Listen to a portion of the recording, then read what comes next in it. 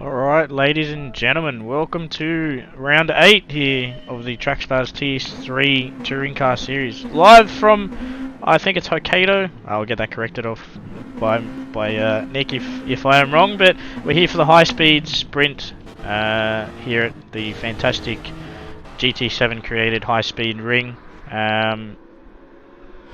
TS2, it should be TS3, Brian. My apologies if it says TS2. But yeah, so we're here for TS3, and as always, joined by my fellow commentator in Nick Patasso. Good afternoon, my friend. Hey, good afternoon, good evening, everyone. Yeah, very excited for what is going to be the build-up for the main events of next weekend for the High Speed Ring 500 for the Trackstars Touring Cars main series. I'm very excited to myself and yourself be a part of it, so as well with the commentary team that will have been broadcasting the whole qualifying top 10 and even the main event show, which is the High Speed Ring 500 on Sunday, the 23rd of September 2023. But yes, we are here, we are live, we are ready to go for some qualifying here at Trackstars TS3. Very easy track to get right. You could say it's 6-corner layout here, Ryan. Easy to do because over 90% of the lap is full throttle. But you do have a couple of braking zones that you do have to negotiate up to, especially coming up to here into turn 2, and then the little slalom through the S section in turns 3 and 4. As we see Griffin going on for his first lap, runs the high line, which is the favoured line to get the maximum pace out of your Lexus SC430 or Nissan GTR. And then coming up to this section of the track, this little windy section, this S section's turns 3, which then turns into turn 4 pretty quickly, and it does catch a few drivers out. This is where potentially you might see the Nissans get a little bit more grip onto their tires, and then from here it's all flat out all the way up to the run to the finish line. As Griffin is just keeping it tight to the apex. Does he go for the high line up here? He does. And again, another favoured line to get that high line. Try not to touch the wall and onto the pit straight. Trying to get himself into the 1-minute 2s, 1-minute 3s is where we're looking at in the early sessions. It's a 1:03.4, so great start there for Tony Griffin and WTC Racing sitting second in the championship. Yeah, Tony Griffin did a solid job there. I did notice in practice he ran a bit of an alternate line there. He dropped down and I was quite confused, but he ran the high line there and put himself on what was provisional pole there. But then we had Van Hart come through here with a 1-minute 3.0, so setting himself on pole, also running the high line there. Now, sorry, 1 second. Before people do get into us about potentially wall riding, there is a wall collision penalty on. If they do wall ride, they'll get a 1.5 second penalty. The internationals will make it appear just because of the lag, so please don't stress about it. I've tested during the week and the penalty does apply. Ridwan can back me up on this, as well as Matt, so it does work, and we have full faith in the wall collision penalty. Yeah, absolutely. It's been a very controversial topic here I would say, within the recent year when we actually brought the main series back to High Speed Ring, obviously with its exclusion from GT Sport when we ran the Kyoto 500. That was a very good event as well. But now on GT7 we are running back at High Speed Ring, a fan favourite for all the Trackstar, not the Trackstars, the Gran Turismo memorabilia for those that loved their retro Gran Turismo platforms, all the way up, starting from the original GT Gran Turismo, and then unfortunately missing it in GT Sport before we now have it back on a GT7. So it's great to see the layout. Obviously had a few variations since then, since it's an original layout on Gran Turismo, but even so, 6 corners, over 90% full throttle, you can't get better than this. Yeah, I do quite like High Speed Ring, although, as you said, 6 corners, 90% full throttle. You can, from a little tiny mistake, have a big loss in time, as we saw Jeff have a bit of an issue there through turn 4. But yeah, as you were saying earlier, I'll see if we can catch the first car. I don't know who it is. Griffin. So Griffin's still on pole here. The mind is saying that he's dropped down to P7. So Kabinski just jumped to P1 with a 1:02.8, but we'll watch Griffin's line on board here through turn 2, full speed onwards of 302, 304 kilometers. You want to be sitting real high up near that line, bit of brake pedal to wash off some speed. hang the car in and go full send essentially through there. So that was a really good line. As I say that, it goes purple. That felt really good from this point of view here, but you can really lose all of that time on the exit of this corner into here, get a nice exit, and then on the run into to turn 6. Yeah, it's like if you feel like you get a lot of confidence on the exit of turn 2, you just want to say to yourself, I should play the car conservative through turns 3 and 4, but like you see there, he's gone green, but he didn't go purple, so he got all of his speed going through, essentially from the tunnel, all the way up to turn 2, and that's how he got his .069 up on his delta, as he comes through with a 1 minute 3 flat. Yeah, I was going to say that, you know, turns 3 and 4, they are crucial corners. Everyone says turn 2 is a crucial corner because that's where you get the maximum speed. I don't think so. I think 3 and 4 are your key corners around here. 3 and 4 would be, but for me personally, if you take too much speed off through turn 2, you can lose nearly 3-4 tenths there, as you see Carter in the slipstream. So Griffin purple again, but then yeah, he's really. One thing as well, you've got to really carry the brakes through turn 3. I've noticed that just from my own testing. If you try and get on the power too early, it just drifts out and completely screws your run. But keep an eye on this next sector split. He's down on his time, so yeah, that turn 3-4 is definitely his kryptonite there. As we can see, Kubinski still on pole here with his teammate in Van Hart in P2 behind him. For FR Racing, just getting out of the way. Very good awareness there from the drivers.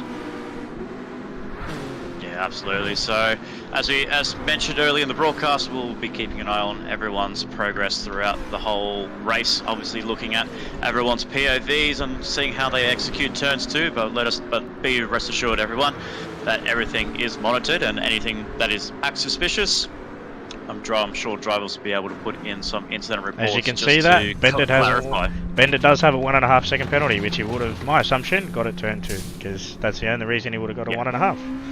So definitely, yeah. So that's a valid point there. So obviously the wall collisions are on, and yeah, very well demonstrated by Bendit. So. But, you know, as we've said to our drivers, any regards to someone actually potentially wall riding and not getting a 1.5 second penalty, they can easily report it to the stewards, and then we'll let the stewards work on that after the event. But we've only got ourselves about 2.5 minutes to go. It is led by the FR boys and Dominic Kubinski and Van Haas in 1 and 2. Tony Griffin right behind in 3rd place. But the man in leading the championship, Jeff Brodden, is in 7th place, and not where we usually sit him. But the fun thing is about this track, Ryan, is that qualifying is definitely the closest that we're really going to see throughout this whole Trackstars Touring Cars calendar. Yeah, definitely.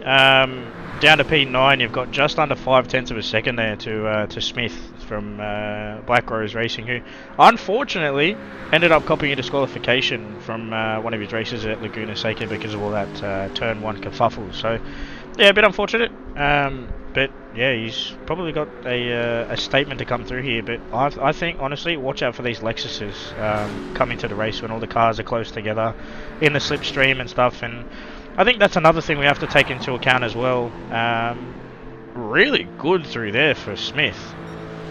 Wow, he's a little bit down on his time, but yeah, the racing's going to be interesting. You know, do you bump draft? Do you overtake? Like, there's definitely a lot of factors here. You know, as you said, it's high speed, but you know, do you try and use that bump draft to your advantage? As we see Sharp here for the Youth Racing team go faster on his personal best with a 103.6. So, but yeah, this qualifying, even on track as well, the slipstream, you can look very far away from the car in front but still be getting it. So it's going to definitely be an interesting race here with 12 laps as they just go just under 1 minute. So the drivers should get one more lap, if not 2, depending on where they cross the line. So yeah, I'm excited for these next 24 laps here. Yeah, absolutely. I was going to say, like, well, as soon as you mentioned the word high speed about trying to maximise it, I was hoping for you to say no pun intended there, because that would have been a perfect opportunity for you.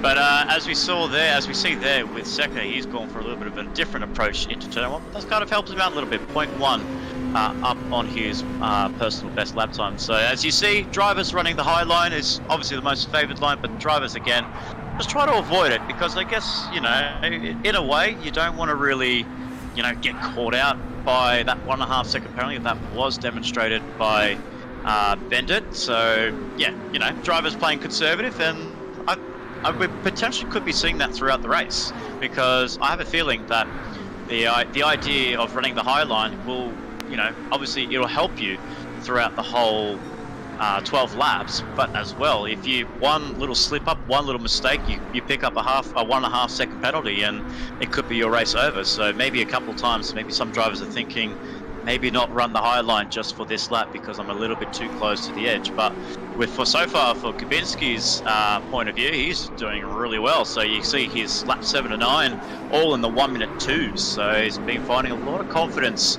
in his Nissan GTR to run that high line and essentially just get that car pointing in the right direction. Also seeing a very good surprise as well in their teammate, their Australian teammate in Smith. He's up into P4. That's his best qualifying that I've actually seen him do. As we say that, Griffin has gone up to P2 and Carter, his teammate, up there in P3. So well done to the WTC boys. And we did see them line astern, and they were helping each other, and they helped each other to perfection there, Ryan. Yeah, they did. They got them up the grid there to break that FR1-2. And that was a late charge there from those boys. Griffin actually nearly got Kubinski off P1, but yeah, back on your Smith subject as well. His best qualifying performance so far in P5. Wow, that's definitely a good job there, and look at that, we've got 3 FR cars in the top 5 with a WTC in the middle, so it's essentially an FR WTC sandwich. Well, look back to James in P6. He's a WTC driver as well, so the top 6 have 3 cars of each. And then the first of the non-battle pack is Jeff Brun, who's the championship leader in P7, so a lot of work to do. And yeah, as you mentioned, the idea is, do you work with each other? Do you work with someone that you're hoping for them to push you up towards the front of the grid? We'll find out very soon, but it's going to be the first race here that is going to be the pre-race of the main series Trackstars Touring Cars High Speed 500. First up, it is race 1 for Trackstars TS3 Touring Cars.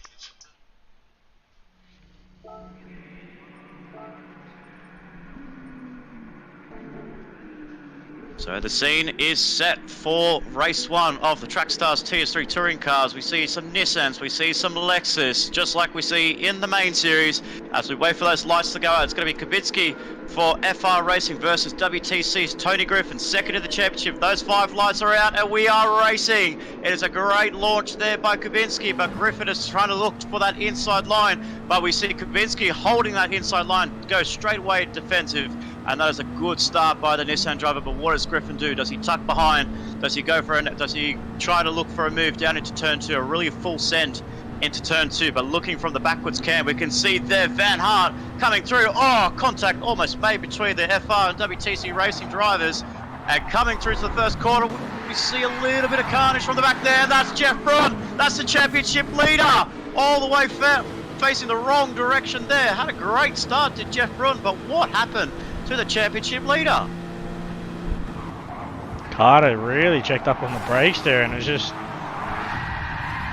collateral damage. Wow, that's one, two, three, four, 5 cars taken out of it, and the worst that's copped it all was Jeff Brun in the championship leader, 15th and last place. Wow, that's going to be a huge story at the end of this one. Tony Griffin holds on to P2. Jeff Brun, his championship rival, in 15th. That's wild. Yeah, that was wild. As I said, it wasn't essentially someone's fault in regard of someone running up the back. It looks like Carter just really applied more brakes than what Brun was expecting. So, you know, that could definitely be a big one to look at the moment. But Robinson making a run here, really very good there. That was a lot better there through turn 2 for the drivers. But 6-7 cars here in this battle pack for what would be, I think that's P4. So yeah, Hasselden. Well, Hasselden's made up the most. He started 10th and all the way up to P4, so he avoided all of that cluster on the opening lap of sit to P4. As we see some yellow flags up ahead, that's Kubinski. Oh, the race leader has gone off. It's a very easy mistake to do, ladies and gentlemen. If you've driven this track in these powerful GT500 cars. I think I know what he's done here. Too much throttle, and that's the rear of the car gone. It is very easy to do, and unfortunately for Kubinski, that is his running outside of the highest of the first place position here in race 1. But we can see there his teammate, he said, "You lost it, I'll get it back for you," and that is another FR back into the race lead with Van Hart this time. Tony Griffin surrenders the lead there. He didn't actually go defensive there, Ryan, so I wonder if he's playing a bit of a strategy just to try and maybe just hang with Van Hart for the next few laps. Yeah, you know, lap 3 of 12, still, what would be 8 laps to go here as they finish this one, so 8 laps, 6 laps, I'm not a good lap counter when it's odd, but yeah, this doesn't really need to fight for the lead. If these guys really want to, they can just bump draft each other and really push on, so, you know, that's definitely going to be one thing that will be playing in Tony Griffin's mind at the moment. The other thing is, he's second in the championship, and the championship leader is down here in 15th, so yeah, that's a massive point difference.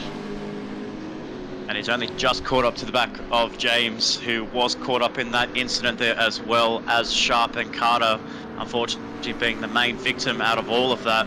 As you said, he must have just checked up on his braking just a little bit, maybe just taking a little bit too conservative, and Jeff unfortunately just wasn't ready to respond to that. As we see there, Sharp has picked up a 1.5 second penalty there, just maybe potentially running onto the walls in the last corner. So, as if the viewers are watching, it does work. It is visible that it does work. So, I think that just settles it, unfortunately, for those considering the wall riding penalty. But as we see here, Smith's up into P4, doing a nice job there. He got past Hasseldine in 5th place there, so he's got a lot of work to do. 1.2 behind Kubinski, but he's going to try to keep this. He's going to try and maintain this position after what was a good race 1 at Laguna Seca, but unfortunately that disqualification race in race 2 after what happened, a bit of a kamikaze in turn 2 at the Andretti hairpin, just ruined his event, unfortunately. So just trying to make back up for lost ground, and so far he's holding on to P4 on lap 5 of 12.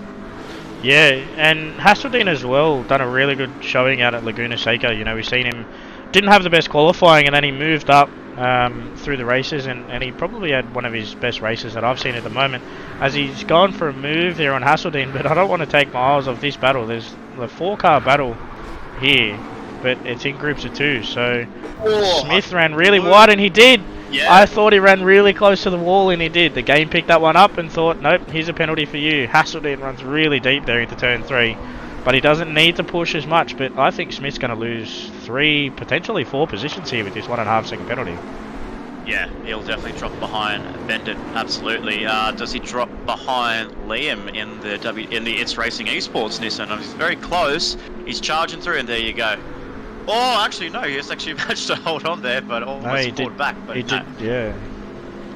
Very close there for Smith there, but from 4th to 8th, that's a big penalty, that 1.5 second penalty next to his name. Right down the back there, we see Barrington, who was guaranteed a position inside the top split there, so hanging on very nicely, and that just shows some good consistent racing for Barrington, gets you rewards, and so far at the end of this race will be sitting 5th in the championship, and for him, he's doing a really nice job there, just keeping that car clean. The only Motorsport Network Racing Nissan on the grid there. Unfortunately, we don't have a Rosewarne and Stafford, who was sitting 5th in the championship going into this round. Oh, Smith, what a move! What a move! Barrington took that low line, and then Smith just charged around the outside here. We'll jump on board for Smith here. That was probably the move of the race at the moment. Full send around the outside. Wow. Wow, that was solid. That was great. That was a fantastic move there. Up to P9 there. Obviously qualified up in the top 6 there. So he's trying to claw back as much as he can. 3.4 seconds to Smith in front. But unfortunately, I think without a bump draft, I don't know if he's going to catch him. But oh, Liam, what's happened here? Oh, Smith's had a run on Liam. So yeah, these guys are having a bit of a battle here. There's battles going on all over the place. Lots of battles going here with what we saw there with Hasseldine, Robinson, and Bendit all battling for P4, so very close quarters between those guys as the race leader Van Hart is still holding on to P1 there. We can see that Kubinski has finally caught up to this battle pack, trying to get back into that position 1. Kubinski is on a run of form. He's 4 on the trot in victories, but unfortunately that mistake that he made on lap 3 at the entry of the tunnel facing the wrong way.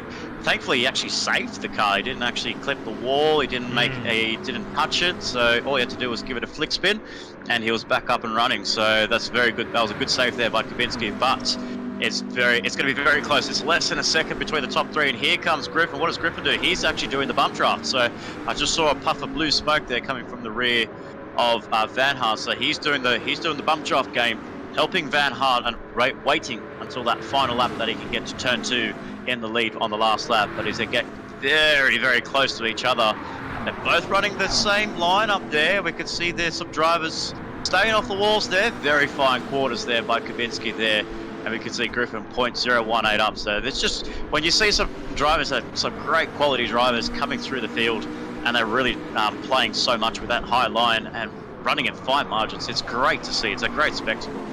Yeah, definitely. But I'm more impressed with Griffin here. He's definitely come through. I think Slapper's mate in Von Juvi's really working with his TS3 and TS2 drivers. Oh, Van Hart running really close there. That lag sounded like it pushed him into the wall, but he didn't get a penalty. So GT7 connectivity issues at its finest. But Griffin here has a run. He's on his way past in that WTC Lexus. Now is it going to be a bit of reverse here? Is Van Hart going to be the pusher here? I think that Kubinski's just on the prowl here at the moment. Yeah, so now we have Griffin leading the way on lap 9 of 12. Here comes Van Hart. He's going to look for it inside. No, he backs out of it, so he does the right thing. Oh, a bit of wall riding there on Van Hart. I heard the barriers clipping there on his car. He's going to give that position to Kubinski, but they're both running wide there. That's giving them a little bit of a gap for Griffin just to extend a little bit, but then they've just closed up through this whole middle section here. The Nissan looks very nicely planted through that S section when the car is settled and in the right position. So very nicely done by those boys. But you can see the top 3 there. You look at them, and then you look at the guy in 4th place in Hasseltine. Look how far of a gap they've put. They've put 7.9 seconds between the top 3 over Hasseltine. That is just absolutely incredible pace by those top 3 drivers there. So well done to them for getting from losing this battle pack and running their own races and basically working with each other. As we see Griffin again going for an inside move there. We're going to almost see 3 wide going into turn 2 right. This is so close between the FR and WTC Racing. Oh, contact into the wall. That is Griffin out. What has happened here? Has he just closed the door on Van Hart? Looks like he's got an overlap there. Oh, I think he just tried to pull across and thought there was a gap to pull in. Wow, that's massive. That's very unfortunate there by Griffin, but looks like he just missed the overtake there, unfortunately. So Van Hart kept his line there into 2, but he didn't move over, and yeah, as you said, I think just Griffin just misjudged that gap there and the overlap that he had, and unfortunately ended up spinning. But as always, we'll leave that one up to the stewards, and that can be addressed after that. But Hasseltine here, look, he's really closed the gap now. They got 1 second. Look at that. They didn't think, they thought they would never see Griffin again. There's just like a blessing in disguise there for this battle pack. Look at Hasseltine. He's now closed up massively on Griffin with only 2 laps to go. He runs the high line on turn 1. It's a little bit slower, but if you cut back down into the inside line, you do gain a little bit of a momentum, a little bit of like a slingshot effect going into the exit of turn 1, and then into turn 2. Just runs the low line, plays a conservative, but you could just see there, just that line that Griffin takes. He's just put 3 tenths on Hasseltine, 4 tenths on Hasseltine, thanks to that high line that he's run. That's crazy speeds. Yeah, he did, definitely. And then we've got a battle back here for Carter and Smith as well for P8. So Smith has really charged back. This is probably the best performance we've seen from Smith so far, and I'm all about it. I really haven't seen this side of Smith, and I'm happy that he's looks to have found some car speed. You know, even though it's 90% throttle for 100% throttle for 90% of the lap, it's still a hard track to get right. So yeah, he's obviously been part of FR Racing, led by Ridwan, current Trackstars Touring Car Championship leader. So, mate, if you're gonna have anyone to teach her, it's probably definitely one of those leaders at the moment. And I'd be happy to be taught by Ridwan. Oh, I think you are pretty much being taught by Ridwan in your touring car series.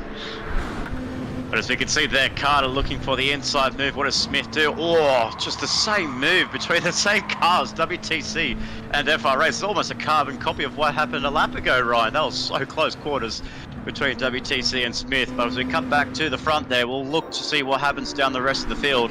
But Kabinski, who had the car facing the wrong direction on lap 3 of 12, is coming through to the final corner to take victory. That is 5 on the trot for Dominic Kubinski for FR Racing. Takes the checkered flag ahead of his teammate Van Haar. That's a 1-2 for FR Racing. Great job to the Nissan camp, and that is 5 wins in a row for Kubinski. Tony Griffin just holds on to P3 after what looked to be a very horrendous crash there with 2 laps to go. As you see the rest of the field coming down the field, we had Hasseldine come through. We saw massive gaggle of cars for the battle for 10th place. Jeff Brun finishes in 12th place after being collected on turn 2, lap 1. So a lot of work, a lot of investigation to know what happened in that turn 2 incident. But unfortunately for him and Jeff Brun's case, losing points to Tony Griffin. That's not what he wanted to start round 8. Yeah, definitely. That was a bit of an interesting one. But we will look at that one. I'll look at that one myself. We won't need to get people to report that because I'll have a suss at that myself. So yeah, don't worry about reporting that, anyone. If you are listening, I'll put it in the Discord and I'll look at that one and see what's going on. But that was the wrong one. Needed to go to this one. So yeah, Kubinski, stellar performance as you said, 5 on the trot there. FR Racing 1-2. If that was me, I'd be like, boys, come on, photo finish. But it's all good. They're doing well here. But at the moment, Kubinski looks to be in another league of himself. I think if he was here from the get-go, he'd definitely be giving the championship leaders a bit of a run for their money. But I think Jeff Broaden's good run that he had at the start definitely has given him a little bit of breathing space here at the moment, but still probably not enough with a couple of rounds to go here. So, but yeah, as you said, 1-2 there, and where did Smith end up? Smith ended up in P9, but look at that, P10, 11 and 12. So that's less than a tenth between 10th, 11th, 12th. So, wow, that's a pretty chaotic finish there. That'd be definitely good for a bit of a photo there. But yeah, solid performance there by all the drivers.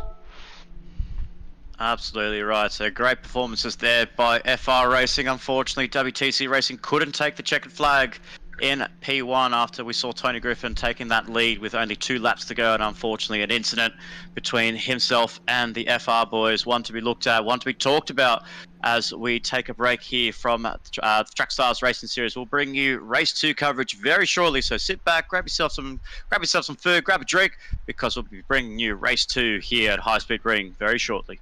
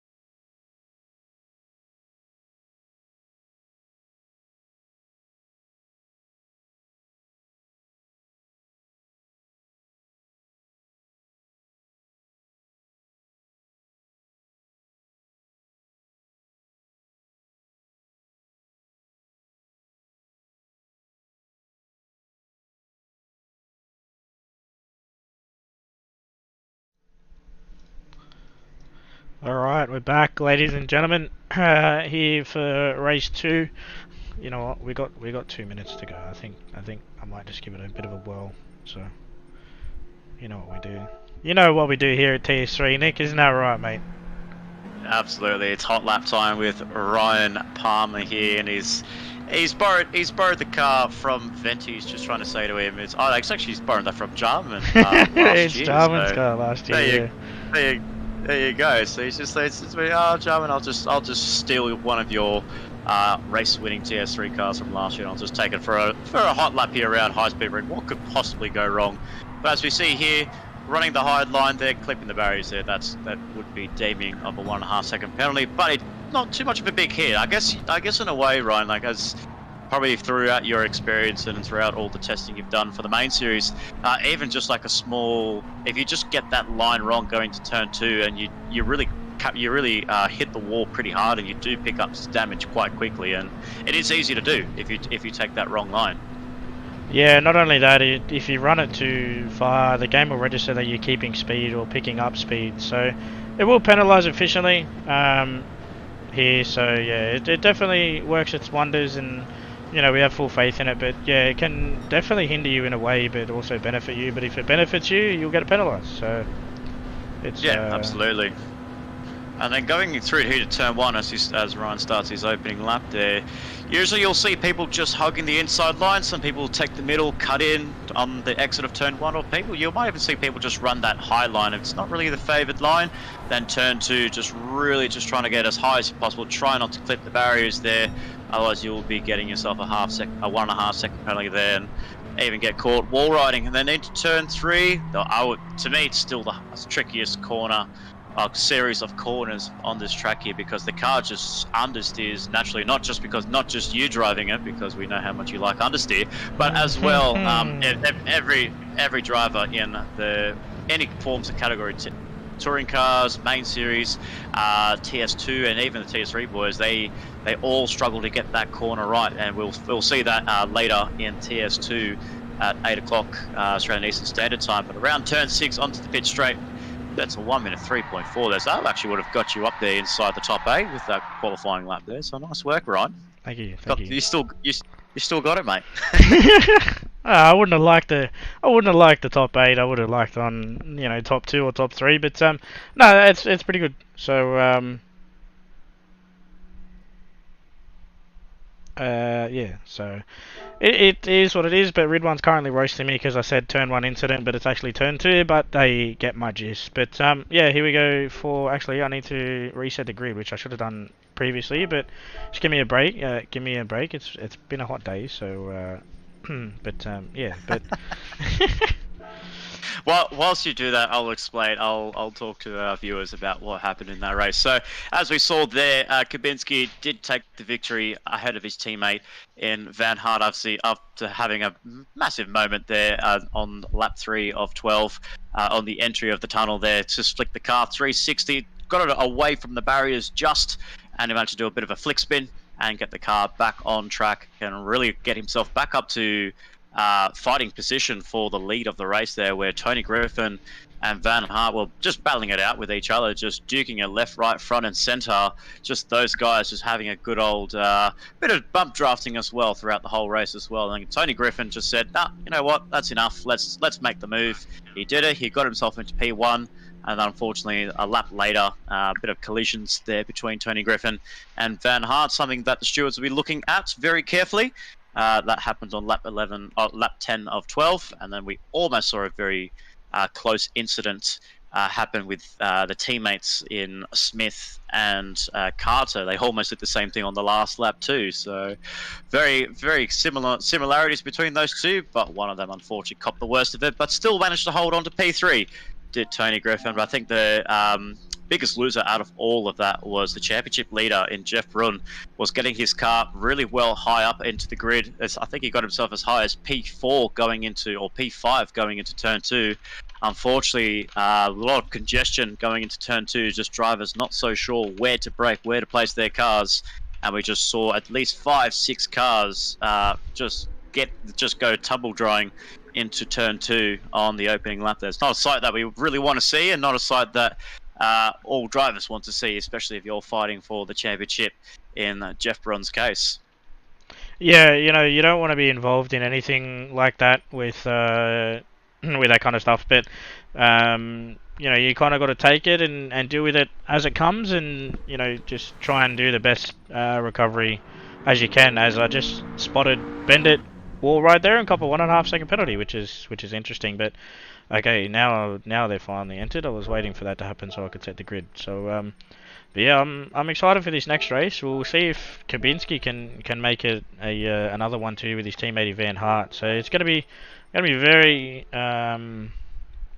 I wonder if Van Hart is actually going to going to take a victory away from Kubinski, because he's seen him take 5 victories in a row. He's just saying, mate, I was here before you. I took victory at Watkins Glen, so why are you hogging up all the fame here? But it just shows that it's some good depth in FR racing, especially with the likes of the team boss and Ridwan Hamza. He's looking very eager and he's very excited to really put his name forward and his team forward for 2024 as a hot contender for this championship in Trackstars Racing Series, in both the Super Formula Championship and Touring Cars Championship, as well as the endurance event as well. So, and also in breaking news that happened during the week, we also heard the news that Mario and Paul Rudd will be teaming up in what is a combined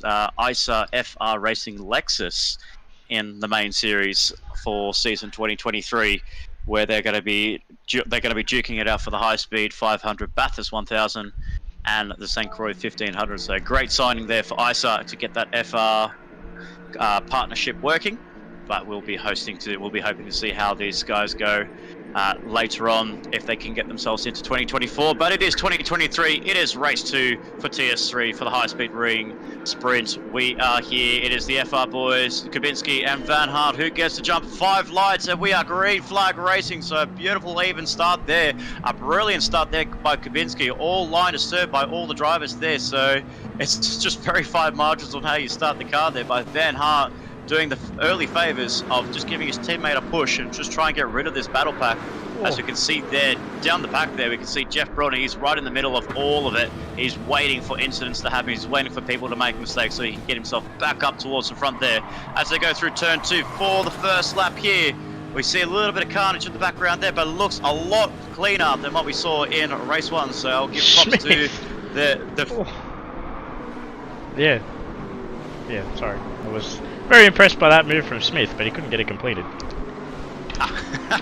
There we go. So, there we go. It's just my co-commentator having a bit of a moment there. Sorry. But as I was about to say there, all the drivers look like they're having a bit of a much cleaner race, cleaner run into turn 1. As I say that, they're getting into some kerfuffles here going into turn 6. Haselden getting shoved a bit wide by Card, a little bit of biff and barge. Oh, unfortunately just picks up a 1.5 second penalty. So that little bump that he just got from Carter has just pushed him into the barriers, and that's not how he wanted to have these race done after finishing I believe it was P5 at the end of race 1. But it is a familiar front three that we've been seeing.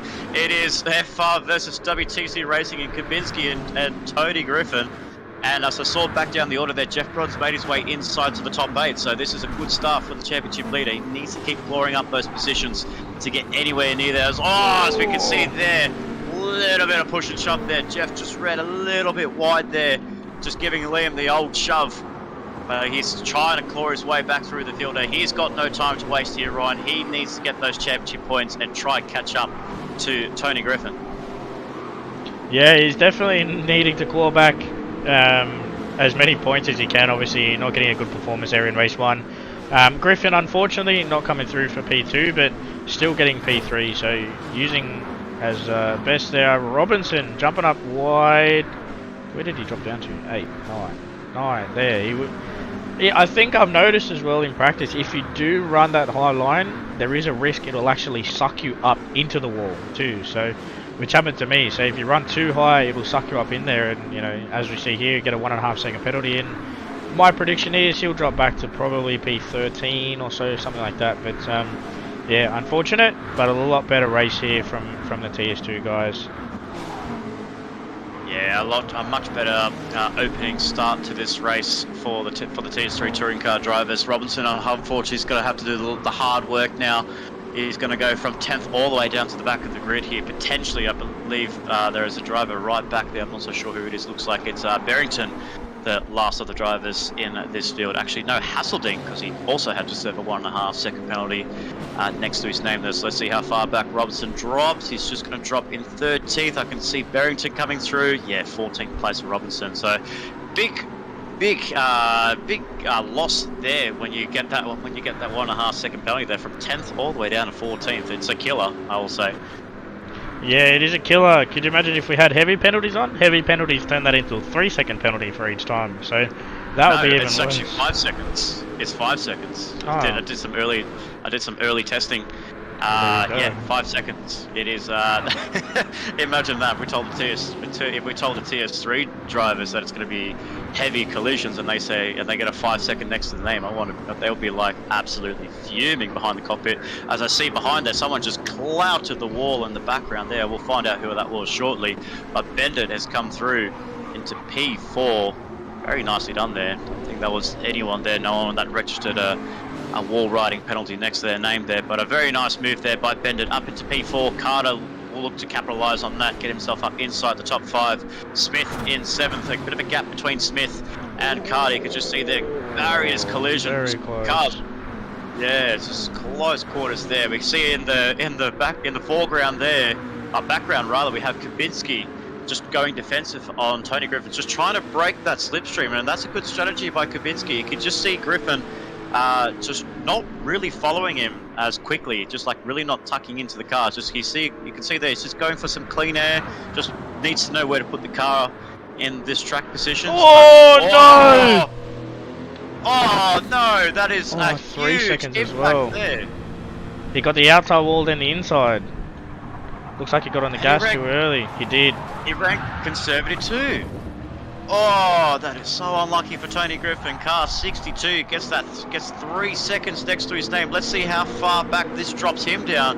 As we see the cars coming through, he's got 1 second. That's his penalty burned. He's lose 1, 2, 3. Is he going to lose out to Jeff Broden? Here it comes, Jeff. There's the top 2 in the championship. Will he be able to go for the inside move? Oh, this is close. He almost closed the door on Jeff, but Jeff just holds on to P6. Oh, he's got a switchback.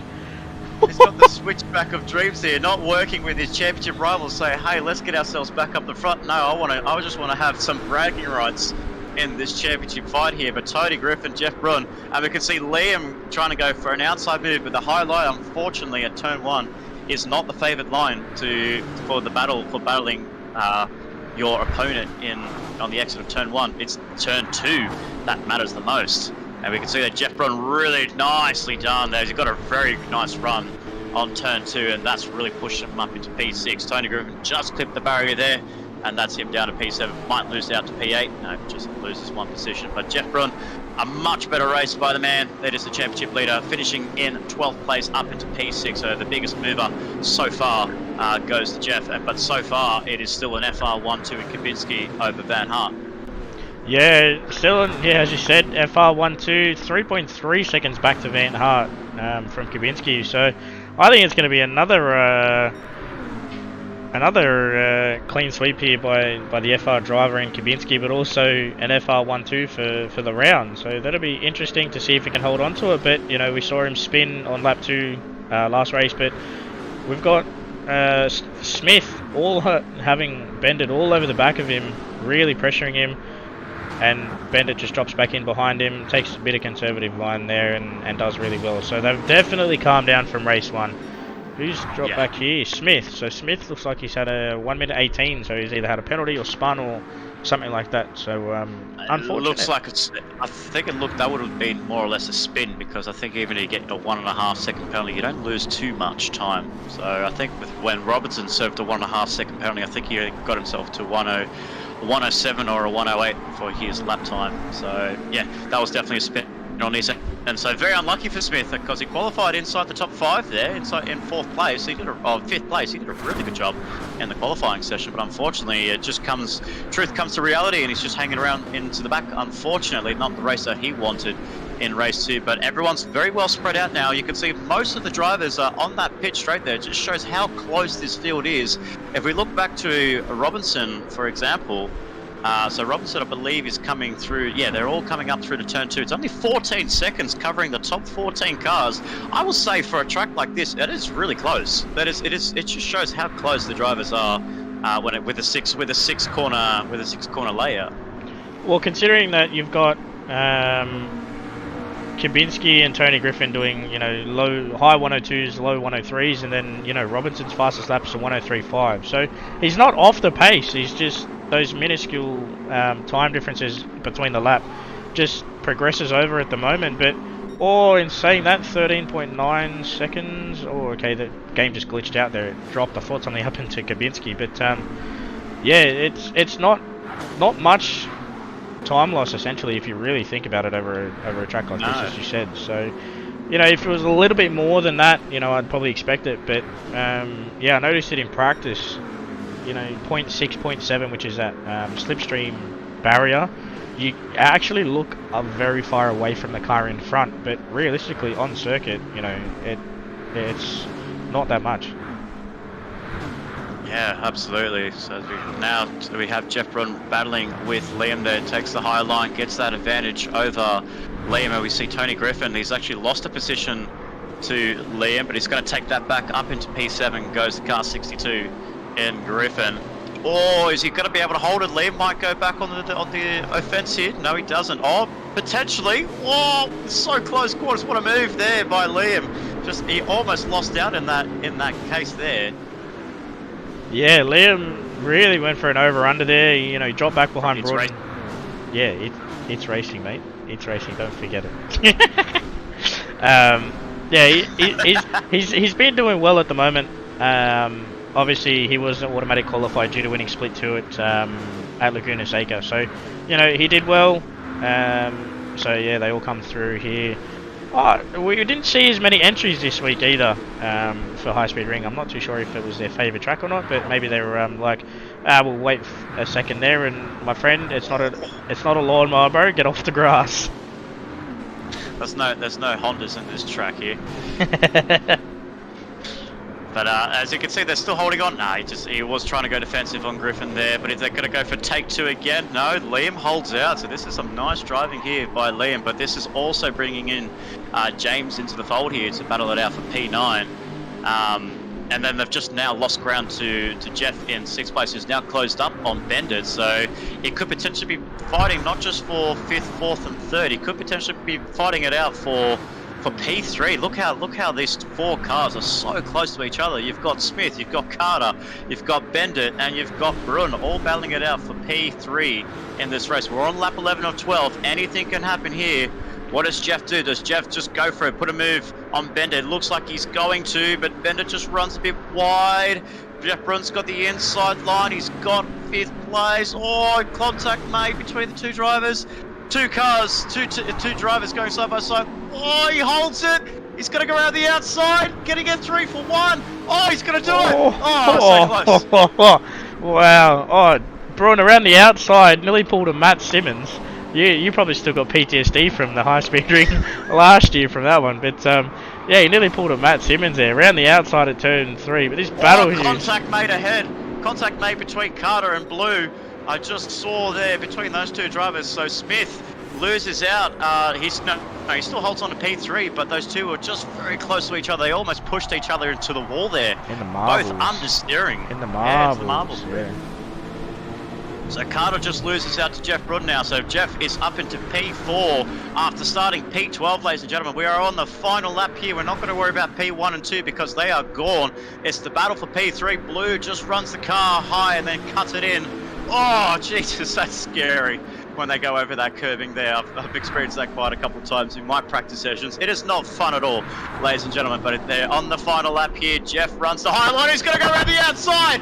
He's got around the outside of Smith there. Wow, what a move there by Jeff Broad. Keeps the car clean. runs the high line on turn 2 and gets the move done up into P3 with that spectacular move there. We'll see where the finishing order is at the end of this all, but we're on to the final lap. Onto the final corner is Dominic Kubinski for FR Racing. Will take another clean sweep. That's 6 on the trot, and that is another FR1-2 for Ridwan's team. So big congratulations to Kubinski. Takes P1. Van Hart will take P2, but the battle is for P3. What can Jeff do? He holds on to P3. Jeff, that is a man of the match moment there, from 12th to 3rd on the grid, on the podium step. Congratulations to Jeff Brum. I give big congratulations to Kubinski, but wow, what a man of the match effort there by Jeff. Yeah, that was solid performance there, and I know he's going to be very happy with that one. As we see Smith showing everyone the wall riding penalty that he just got 3 seconds for. So, good work, mate. That's not what to do, ladies and gentlemen. And he'll probably get another half a second, 1.5 there, which is what he does. So, yeah, big congratulations there to Kubinski and also to Braun. You know, biggest mover at the moment, but that shows, you know, he deserved that. As we got here in chat, FR Racing, we got Ridwan in there. He did deserve it. 115%. Absolutely phenomenal there. Also coming in with a 102.896 as well. So he's second fastest lap, not too far behind Griffin. So those Lexuses were on, but unfortunately, the Nissans for the FR Racing boys came through and quite honourably dominated that one on, you know, the laps that it mattered. Yeah, absolutely. So you could definitely see those Alexas are very, very fast on the straight line, but unfortunately with the package that FR Racing have got with their Nissan GTRs, they've tuned that car to absolute perfection just to make it work on all forms of tracks with a lot of corners, high speed tracks. You just can't stop them. They've just 6 on the trot with Kubinski in P1. Yet again, gets another broom for his cabinet that he's going to take home from Trackstars Racing Series. So well done to Kubinski. Another clean sweep round there. But also for FR, that is their first. That was their second 1-2, but overall that's their first overall round in getting the 1-2 on the podium. So that's a huge praise there for FR Racing. Yeah, it's solid work there from those boys, and you know they deserved it. Obviously, Van Hart didn't have the best round last week at Laguna Seca, so good for him to bounce back and get a bit of practice in and come through the P2 there overall. And I'm kind of curious on where that'll put Brun in comparison to Griffin. Obviously, Griffin had a P3 or 4 in the first race, and then he had a bit of a shocker there in the second race. So it'll definitely spice up the standings, I think. But yeah, top race there. And who's your driver of the day going to go to there, Mr. Spudley? No bias, obviously. I mean, no bias at all there. If I had to do it by race, I would give it to Jeff Brum, but I feel like, because it is an overall, event, I don't think his race one would be viable for a driver of the day, unfortunately. So I do apologise to my man and Jeff. So I don't know. It's very interesting. I think I just can't go past it. He's done 6 on the trot, Ryan. I just don't think he can look past it. He's taken the points. He's taken the victories. He's taken clean sweeps, but he hasn't taken a driver of the day. So I'm going to give my driver of the day to Kubinski from FR Racing. Yeah, definitely. You know, you put it on up the front in qualifying as well. You know, I'd like to agree with you, but I'm going purely to Van Hart because he bounced back from last week. You know, it always hurts a driver when they have a bad performance. You know, sometimes it carries over, and you know you just got to kind of wash it off. But for him to come through the 1-2, I'm gonna go with Van Hart there. So driver of the day, congratulations to FR Racing with both drivers getting it from obviously Nick and myself. But yeah, you know, you worked with Tony Griffin there, race 1, race 2, and unfortunately, Kubinski took the lollies or the Skittles in that first race and said, "Thank you, boys, very much. I'm going to take that win." But yeah, big ups to the boys there, and you know that's round 8 for TS3 done and dusted, my friend. Absolutely, we cannot wait to see all the action coming up very shortly for Trackstars TS2 Touring Cars. We'd like to thank our commentator and Ryan Palmer for bringing the stream and bringing you the coverage here at Trackstars Racing Series. We thank you guys so much for tuning in. If you've liked what you've seen, hit the like button, subscribe to Trackstars Racing Series, where you're going to see all the action of round 8 of the Trackstars TS2 Touring Cars coming up very shortly. But also make sure you hit the notification bell when we do go live for the main event that is the High Speed Ring 500 next weekend. So on behalf of myself, Nick Patasso and Ryan Palmer, we'll see the TS3 boys next time at Mount Panorama, but you'll be hearing from us very shortly in TS2. So good night, grab some drinks, grab some food, and stick around for this